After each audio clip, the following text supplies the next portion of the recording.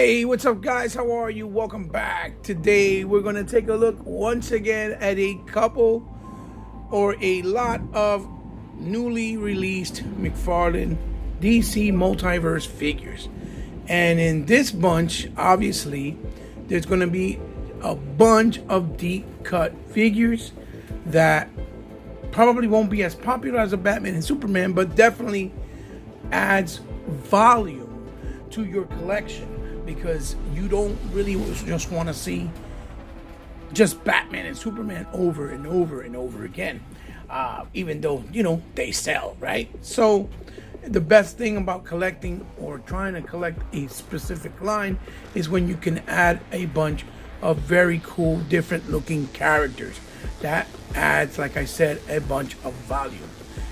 It's your boy Heba coming at you one more time with another episode of Toys in My Closet, and I hope that you stay with me throughout the whole video, unboxing and review. Not really unboxing because they're out of box already, but you know, overlook of these figures in this haul. So sit back, relax, enjoy your digital drink, and hopefully you will join me for the rest of the ride, all the way through. At least that's what I'm crossing my fingers to. And as you, just a heads up before anything, this video will have no comparisons because it's 6 figures, and I think that's going to take more than enough time on this video to show you all 6 characters. So here we go. I'll see you guys in a blink of an eye. Okay guys, and I guess we'll start off with, I guess, what would be considered the weakest link of this batch. And here we have none other than the name Fire. And Fire is basically a young woman that is almost like matter, in matter form, like the Human Torch when he becomes all fire, and a man inflamed in fire. And I guess to translate this would be very kind of difficult, because if you look at the reference on the box, it is very different than the actual figure in a lot of ways. But I think in this case it was done for a good reason. So we'll start off with what she comes, which is her reference card right there, which looks really nice. And then her bio, in case you guys want to read it. Just pause it real quick.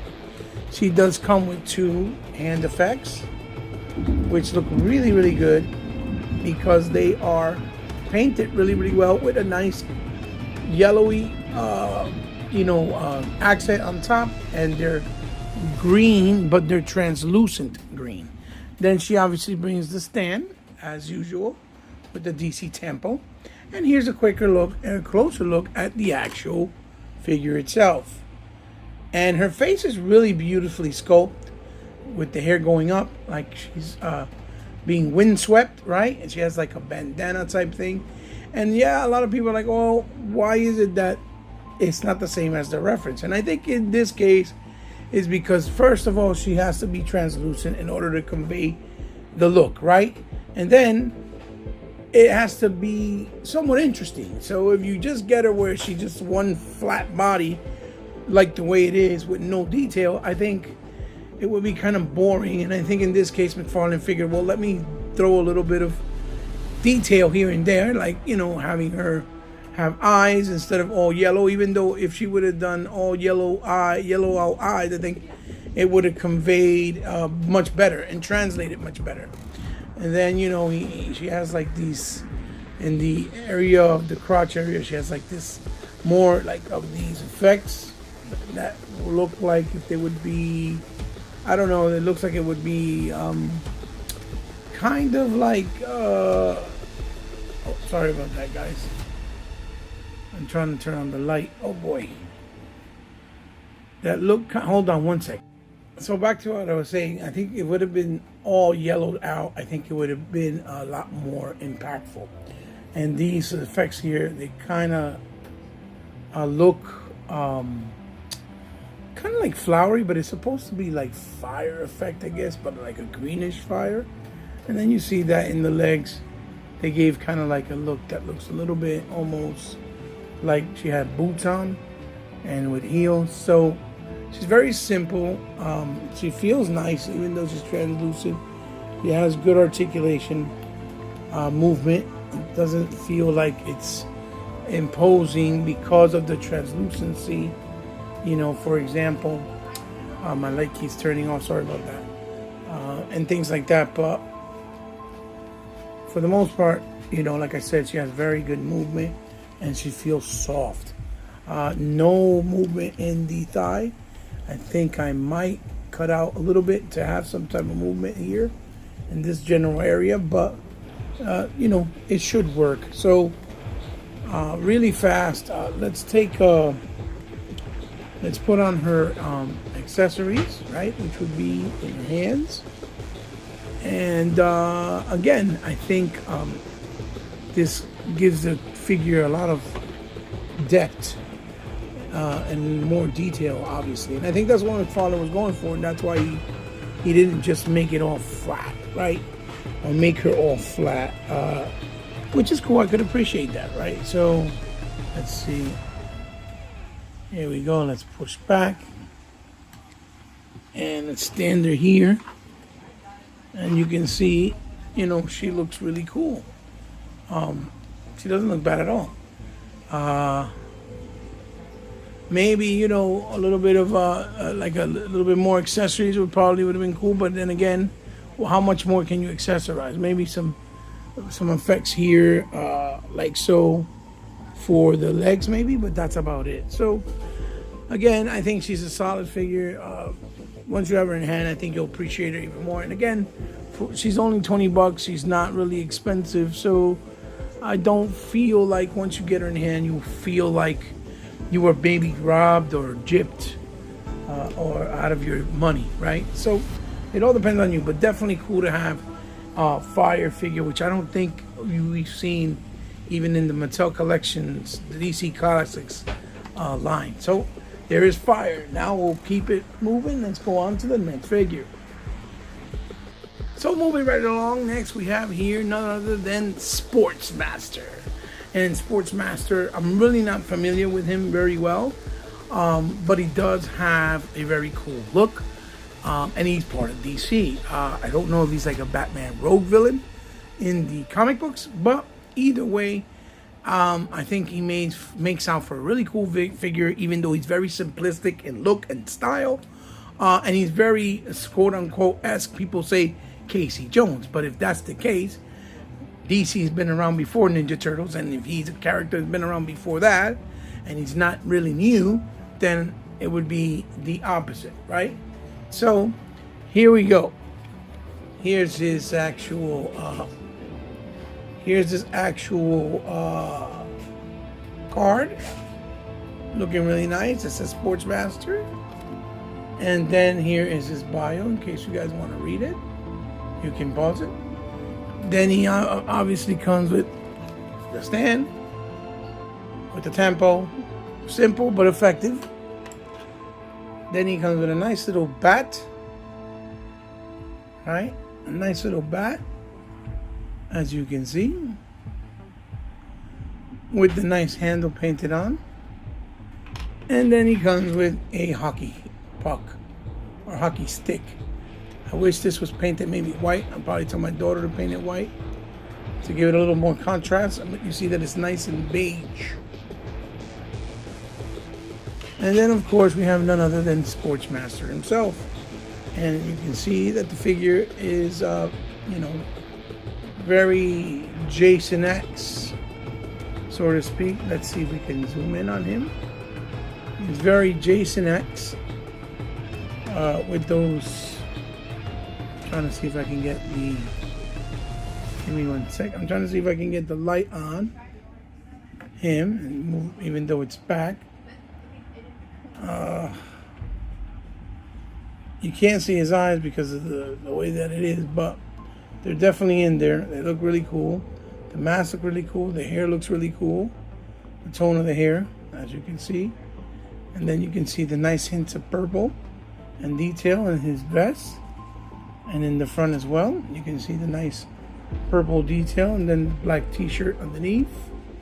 As you can see, with the gray forearm gauntlet on one side and the glove on both hands. And he has like this bandana type thing on both sides. And his pouches are like a nice brown, leathery brown, as you can see there.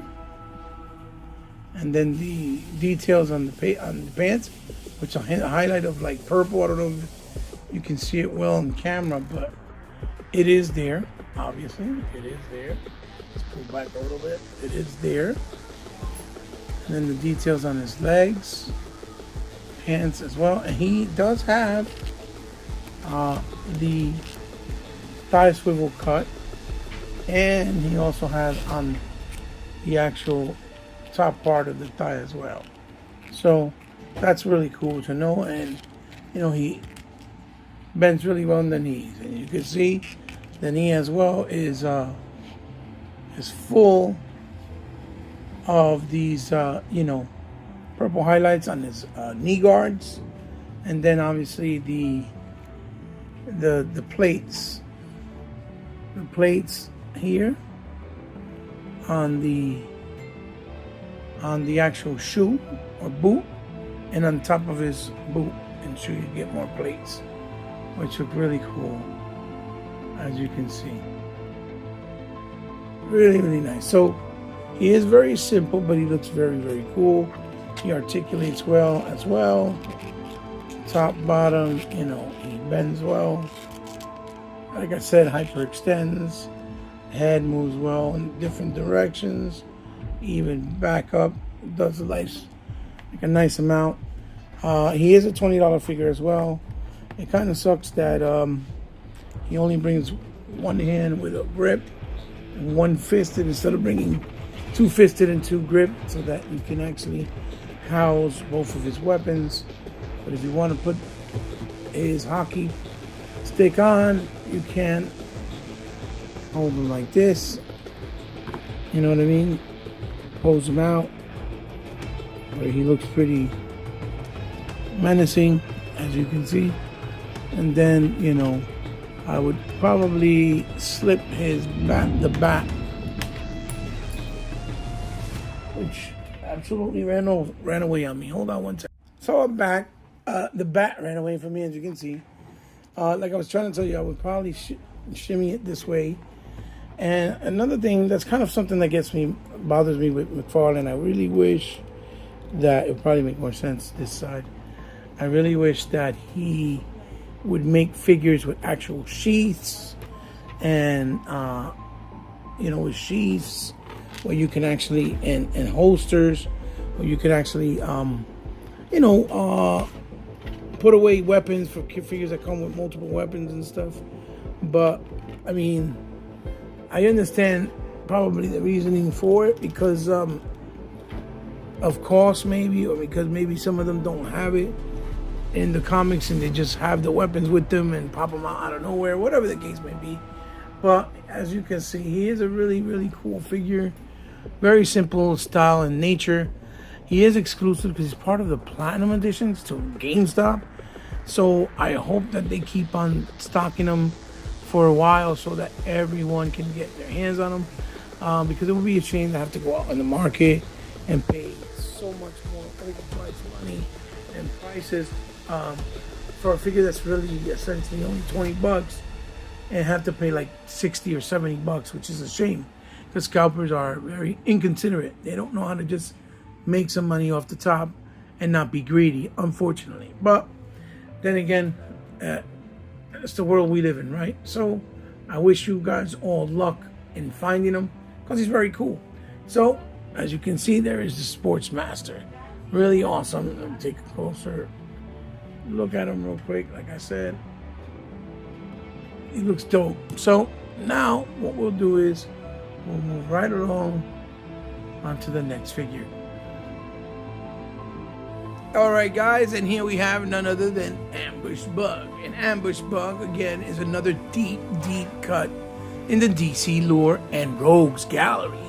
Now, I don't have no clue about Ambush Bug's background as well, as far as knowing the character.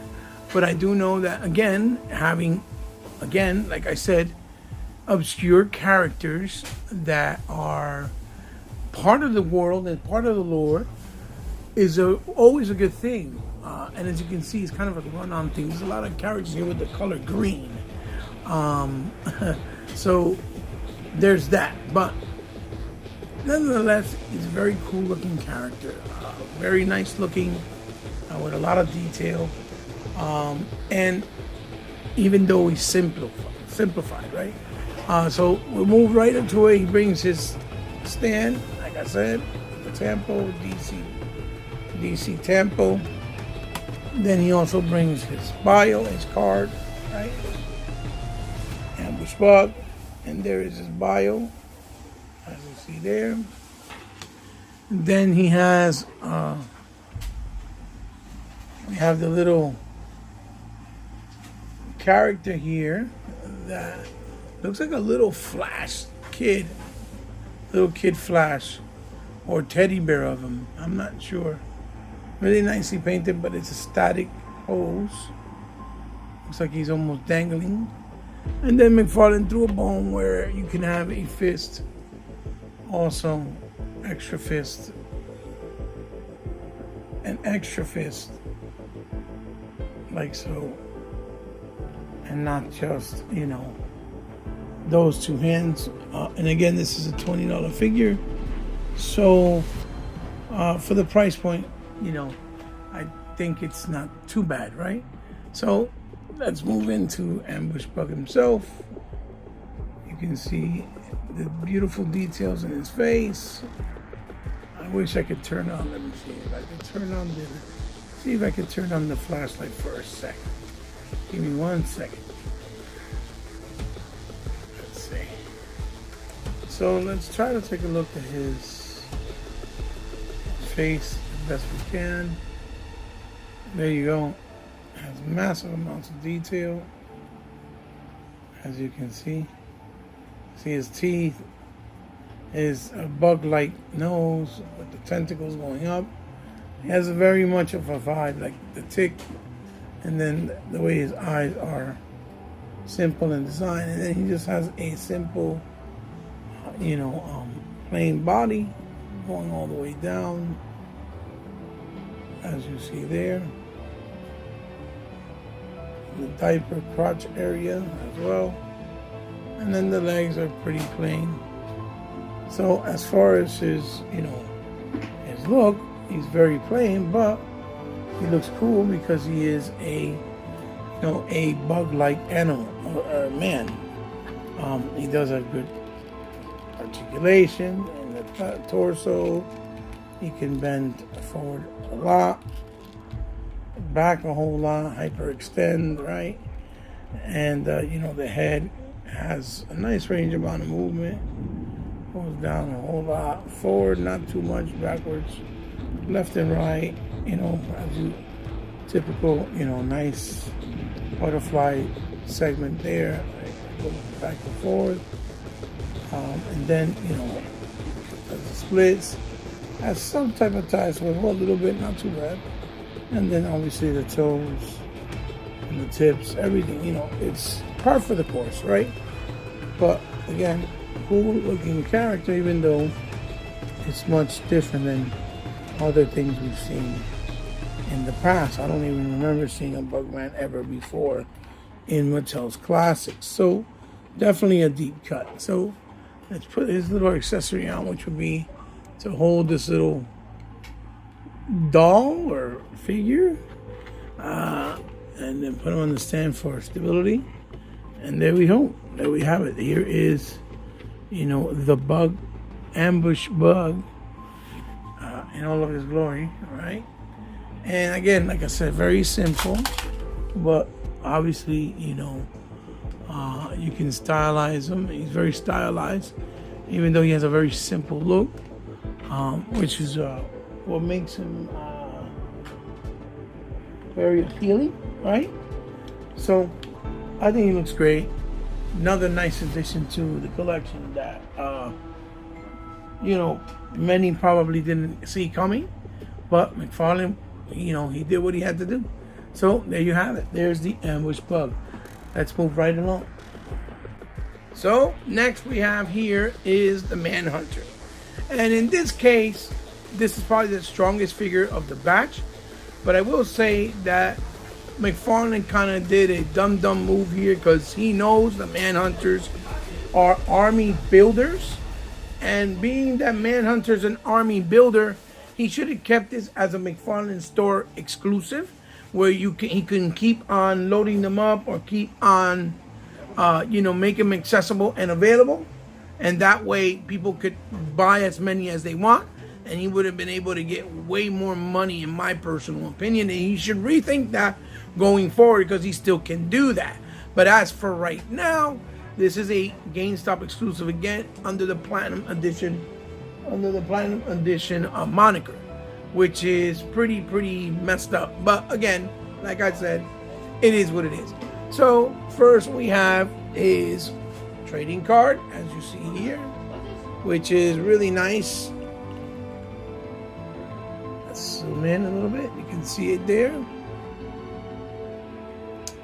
Turn it around, read the bio. Pause it there.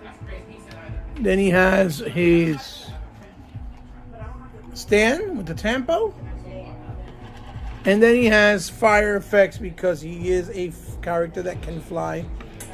These go underneath his boots. So comes with two of them. Then of course we have the figure in itself, right? Which you can see, we'll start off with his face, looking really good. As you can see there, it looks fantastic with the yellow eyes. Many details in the actual headdress, or the head helmet, with the metallic purple going down. Very much more modernized for a new generation, obviously. Let's pull back a little bit. You see the shoulder pauldrons, the red on metallic purple, all the details. McFarlane spares no expense when it comes to sculpting, and 90% of the time figures are all newly sculpted, and I think that's what makes him the best at the business as far as how figures come out and look aesthetically. You see the spine detail with a lot of like electronic parts, and then the spine detail there in the lower part of the back, as you can see, right? Then you have the metallic on the belt itself. Again, the thigh area, all that beautiful detail, which is just looks like it's a cybernetic suit as opposed to a man with a suit on. It makes him look more badass, more futuristic in my opinion, and more menacing. The boots are brand new all the way down to the feet sculpt. All of this is brand new, you can tell. I don't think I've seen it on any other figure before, if I'm not mistaken. If I am, please correct me down in the description below. So, moving along, we're gonna look at his, his articulation. Head moves really nice. Again, the more figures he keeps doing, the better and better the articulation gets. You can see hyperextending, T-pose with no problem. Don't get in the way. 360 degrees, double on the elbow. The head moves really well, left and right, tilt. Torso movement, Van Dam split as always. He actually has good waist swivel, or thigh swivel rather. The double in the knee don't hinder, even though the boots are sculpted and it hides well with the padding. And then of course the feet up and down, toe articulation, and the forward pin rocker. So as far as him and his movement, you're gonna have really good amount. But in this case, again, it's bad. The thing that's bad is, as you can see, there goes the face of the head sculpt. You can see it there. Again, the thing that's bad is that because he's a flying character, you kind of have to put him in a flying stand. So let's put the fire effect piece going here. which would go underneath there. And it even has detail. Wow, even in the actual, everything just keeps falling on me. In the actual threads in the bottom, really highly detailed. You put it in the peg there, you see what the fire effect's going to look like, but you got to kind of, you know, like I said, make sure that he is hovering, and then he kind of got like that magneto type of it got like that magneto type of look. So he kind of looks like the Magneto for the DC universe. Give me a second. Let's see if I can get a stand and put him on. So here we have the Manhunter on a stand, looking really, really cool. Like I said, I think it works well. And it was doing before, right? And push back here. And like I said, it looks awesome with the actual fire pieces there. Now this stand is homemade, so clearly it's gonna move a lot, but you guys get the idea and how he looks and why he should have brought in a nice stand versus not bringing one, right? And real quick, I'll show you guys that this figure also came with a nice plate, interchangeable plate with the face looking really, really cool. Again, let's try this again. Like I said, here is the face, all the beautiful details on it. A nice blue, and then the skeletal look inside like it's damaged. Because again, these are army builders. So the cool thing is you could just come in here and basically swap out the head. It's like a little plate, and you remove it like so, and then you can put the other head on there to make it look battle damage, and it snaps on really nice. And there you go, there he looks battle damage, as opposed to, you know, being really nice. Even though I like the normal head the best, but it's good that you got that option so that you can convey it and do different positioning and posing for the actual Manhunter. So let's pull right back out. There we go. So yeah, guys, there is the Manhunter figure, and I believe one of the strongest in this lot. So now let's go and move right along. So up next we have none other than Metallo. And Metallo, again, continues the green motif with a hint of red.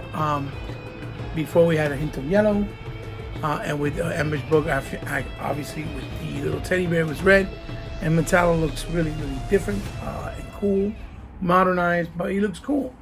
Looks to play the part in a new style.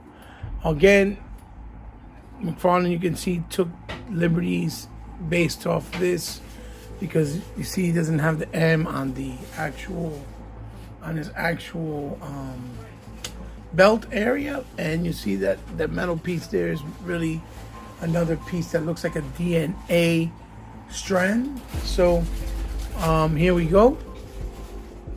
Start off with his card, right? Have the card looking really good, as you see there, with the reference Metallo, and then you have the bio right there in the back, so you can read it. Then we have the stand, obviously DC Tempo, and then we have the kryptonite rock that he comes with, which is in a nice translucent color. There's not a little hints of yellow in it, but it looks really nice and really translucent. Then we'll move right along onto Metallo himself, and we'll try to zoom in onto his eyes.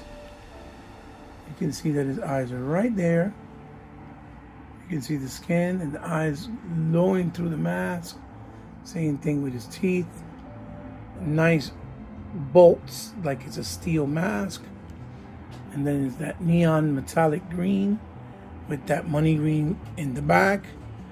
And you see his neckline, collar piece, his neck even is highly detailed. Neckline looks almost like if he had a hoodie, but it's not really a hoodie. You see all the intricacies and details on the figure. Moving along, and then you see here on his shoulders, and none of this is shared parts. I thought it was maybe shared parts with the Lex Luthor figure that we got. There's the shoulder, you know, the forearm gauntlet there, the hand, the chest emblem that looks like DNA strand, like I said, the, you know, torso area, the belt area with these bolts going around with that nice neon metallic green. And the rest is all detailed in red. Legs, the actual knee pads, all of it is actual, I believe, brand new sculpting. I don't think even the legs and the foot, I don't think it's anything that's really been reused. If it was, I might be wrong, let me know. I think I'll bring in Lex Luthor just as a reference in a second, but to look at what he can do, his mobility is very good. He looks down very well. He looks up a decent amount. You know, he has tilt in the head, which is also great. Nice ball joint. You know, the butterfly mechanic, forward, backwards, up and down. You can do more than a T pose, right? With the bicep swivel, of course. Torso movement, of course. Even on the waist and torso, rather. You know, good hyperextension and forward movement.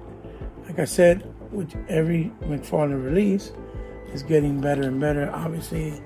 And then split, and he has a nice amount of range on his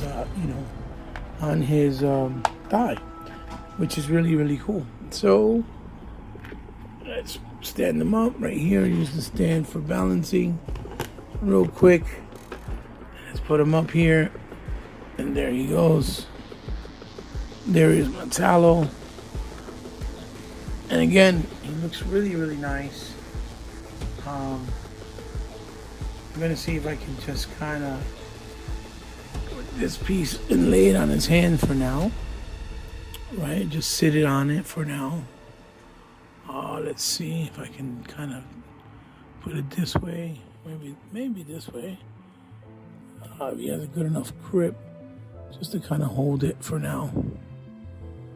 You see, you can kind of hold it there. It doesn't stick on, but you can kind of hold it.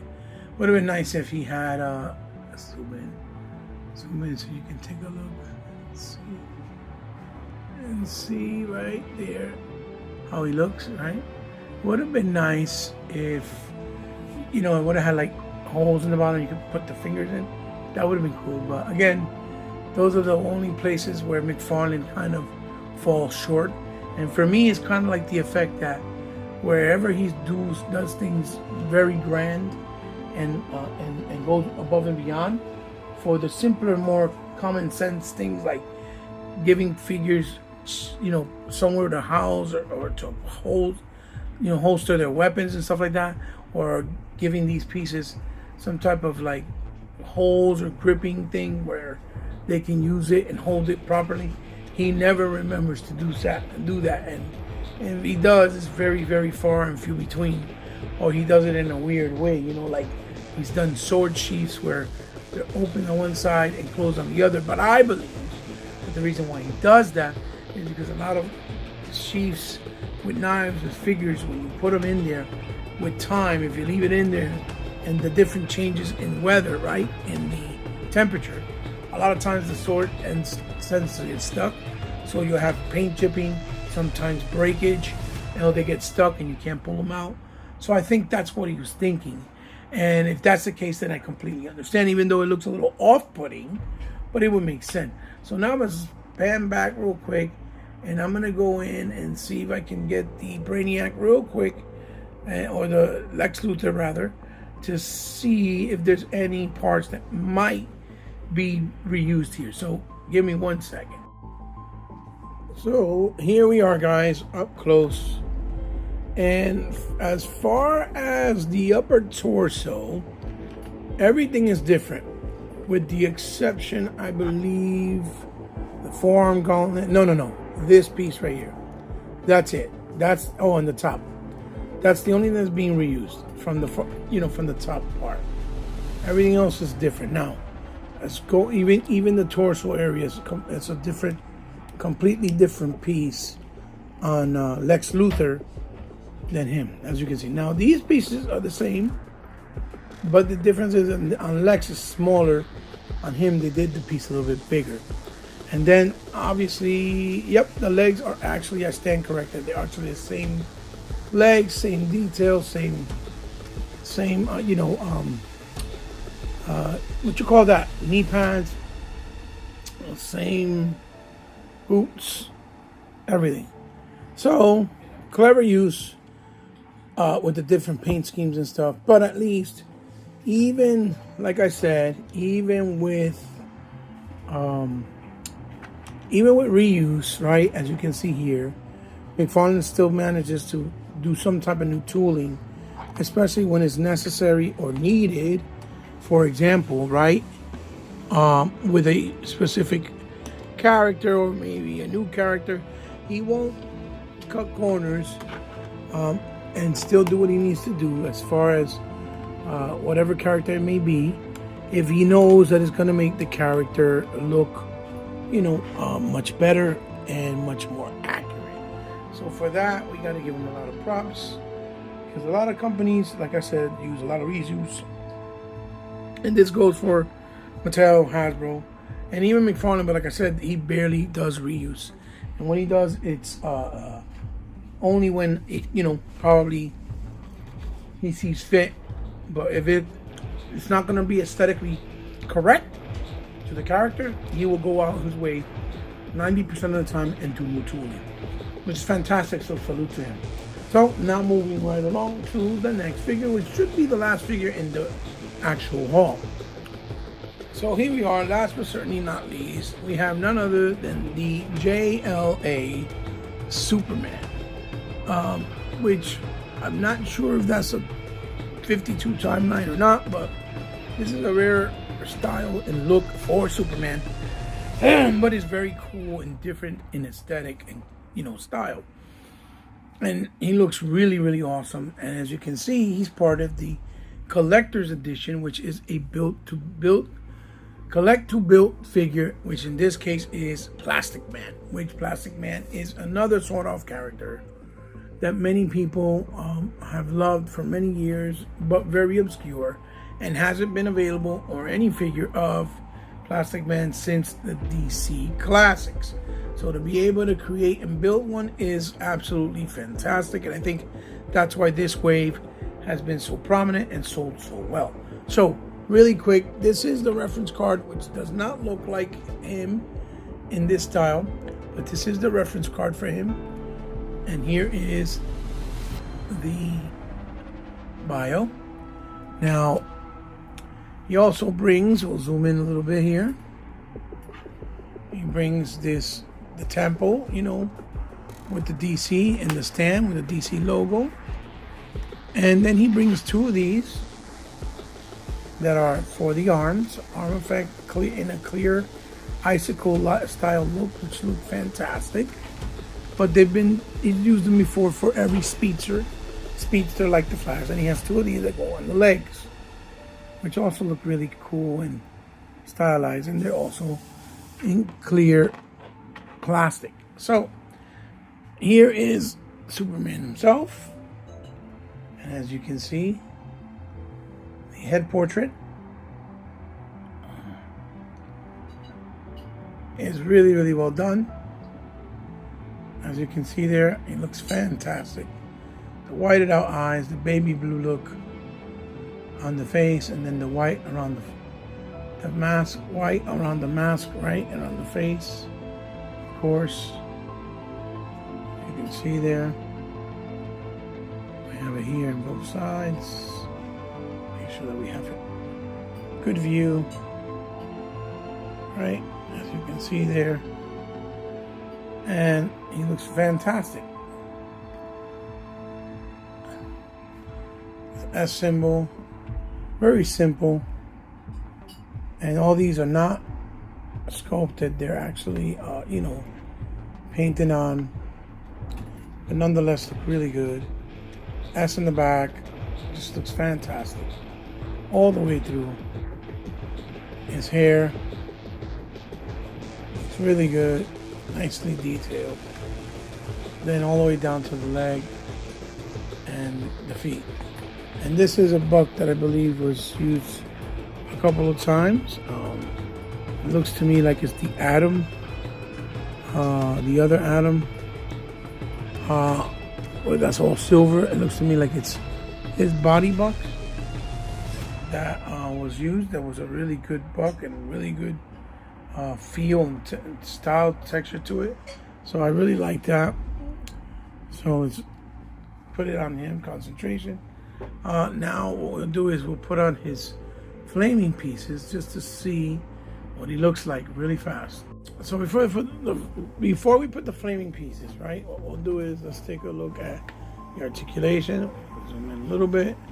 So with the articulation on him, is it moves left and right, looks up really well,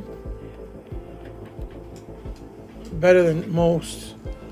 Looks and doesn't look down too well. It's odd. I don't know why that always happens. Then you got this here, T-pose again. So guys, yeah. So again, he does great T-pose and moves in the waist. The torso is a little bit tough, but he can bend, hyperextend. Van Dam split, of course.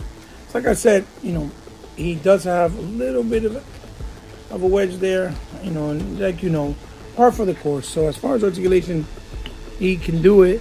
But again, those are the weird things that McFarlane does that kind of throws off people, because in this case the head moves perfect because he's for flying position, but now he can't look down as well as others. But it is what it is. I don't know what it is, but McFarlane sometimes, I don't know.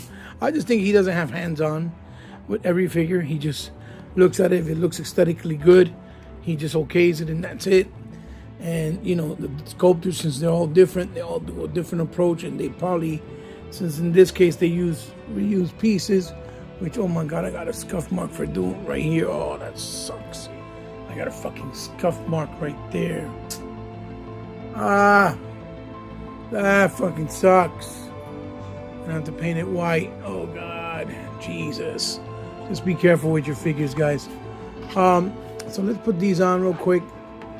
These would slide here basically, and under the arms. And for the most part, they stay on, but since they're very gummy, in a lot of situations it'll just slide down. But you see that it looks really good there. With the actual pieces. And then over here, you slide these this way into the actual, you see what I'm talking about? They slid off. They slid down. Oh my god. Let's put the ones in the legs. Let's put this one here, like so. Let's put this one here, like so. Let's put this one, let's see, this one was in this arm, right? Yeah. Maybe I can lift it up a little bit more. Lift it up a little bit more. Oh boy. Oh boy. Oh boy. Sorry about that, guys. Just real quick.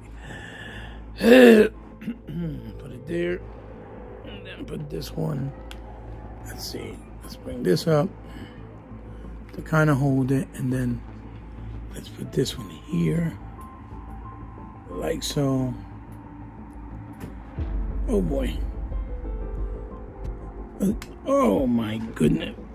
You see how long this time?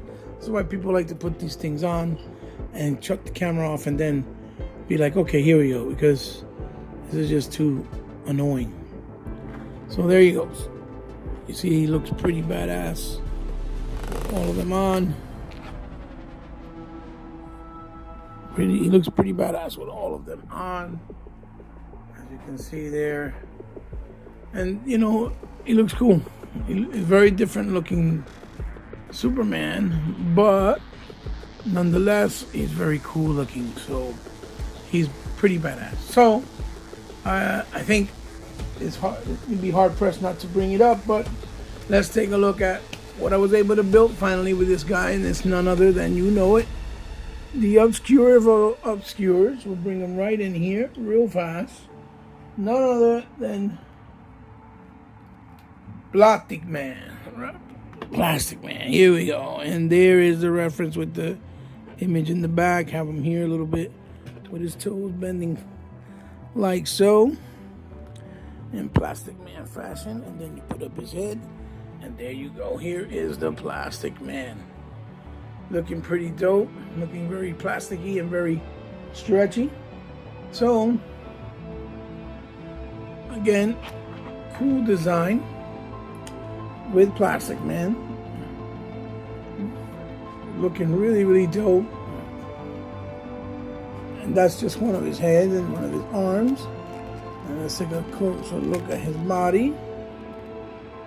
As you can see, looks real good. The belt, and then you know he has plain feet, so it's not much you can do there in that area. But you know, I think that's the reasoning why McFarlane chose to make him a collect to build figure, and then he added other parts, which is great. So we can put a regular head like so. He has a really nice smile. He has a really nice smile. Let me zoom in. Yeah. See? With his pearly whites, and then the glare on his glasses. And we can pull these arms off. Put the normal arms. The ones that stretch. Put the normal arms. And then put them on a stand, right? Real quick. Bear with me.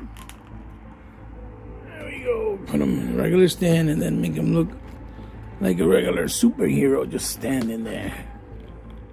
Plastic Man. There we go. Let's zoom out of his crotch. And there he is. There is Plastic Man. Looking great in all of his glory. Looking really good, really good, really good. And I'm finally glad that I was able to finish him. Building him, like I said, it comes the extra pieces, comes with the extra head and the two extended plasticky arms. There goes one, and there goes the other. So there is Plastic Man. So I think it looks fantabulous, and I'm glad that I finally built him, and I'm glad that finally has done this deep and done deep cuts like this. So now let's finish the haul and review with a big one group shot, you know, which is called the money shot, and end the review from there. So here we are, guys. Here is the money shot. Here are all the figures that we looked at in this new haul and unboxing and overlook. These great characters from DC Multiverse, McFarlane's DC Toys, DC Multiverse figures. You know, we got Sportsmaster, Ambush Bug, Plastic Man, Fire, JLS Superman, Metallo, and obviously Man Hunter. But I'm gonna throw in real quick two little bonuses, because these are figures that I also picked up recently, and they were also part and brand new to the Rogues Gallery, and that is none other than the Sinister Abyss, a new rogue character from Batman. He looks a lot like, you know, Mask of the Phantom, right? But he's not, and he's very cool looking, very different and unique, obviously. Unique and different take on him, on this character. As you can see there, his whited out eyes. and he has, you know, really nice sculpting, nice double-sided scythe, and you know, his little cape. It's a lot of blacks and just a little bit of hint of purple, kind of like the way you see here with the Sportsmaster. So let's put him in there in the shot real quick. And one more I'll do for you guys is the real black Superman that should have been made into a movie instead of trying to race swap. Here is none other than Val-Zod, the black Superman from the new 52. And he looks spectacular as well. McFarlane did an amazing job with him.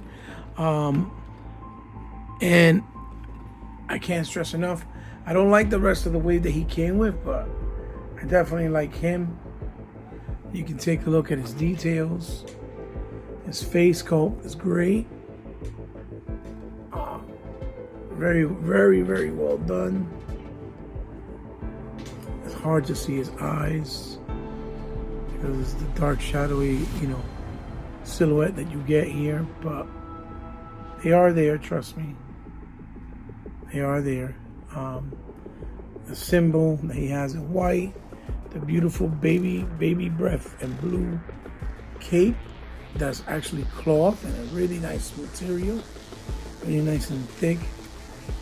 His you know, belt area, the whole suit being detailed like that, all the way down to his feet, the white accents, and you know, he just looks fantastic. Val-Zod is looking fantastic, and he's probably the tallest one here either way, so that's another reason why it's hard to kind of put him in the shot.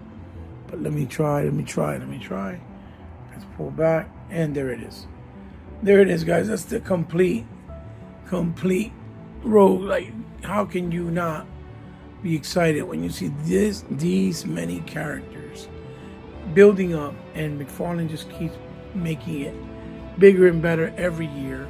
He keeps knocking out of the park, pushing way more obscure characters, way more cool characters than we would ever expect it and imagine. And I think he's done it in a shorter amount of time than Mattel did with the classics. So it's just my wallet that's complaining. Other than that, no complaints here. I mean, he's done great things, you know, and it's just getting better. I mean, I got this guy as well, I forget his name, and he looks awesome, and he was a store exclusive to the to the McFarlane store. Like I said, he just made so many characters this year, and I got the 3 more coming up with other comparisons of 4 more. So stay tuned to that video. So guys, give me a thumbs up if you like this haul review. Give me a thumbs down if you did it. Let me know what you think of these figures, characters, which ones you like, which ones you don't, if you're picking any of them up, if you're not, and if you already did. Either way, it's all great for good gaming and figure conversation. Please share the video with someone you think might like it. You can follow me on any social media platform. It's all down in the description below. And as always, please, if you're new to the channel and you like what I did, thank you for stopping by. I really appreciate it. And if you actually subscribe, thank you, because it means the world to me, because I know you didn't have to. But since you did, remember, I consider you part of my family now. And also, for all of you that continue to give me support, that continue to come to my channel, thank you, because without you, my channel would not be sustained to this day. So I owe you guys everything. Really, literally everything, especially here on YouTube. So guys, thank you so much. You can find me on any social media platform. The information will be down in the description below as well. This is your boy He-Man signing off with another episode of Toys in My Closet. I hope you enjoyed it. Let me know what you think. Like I said, I'll see you in the next one, guys. Peace.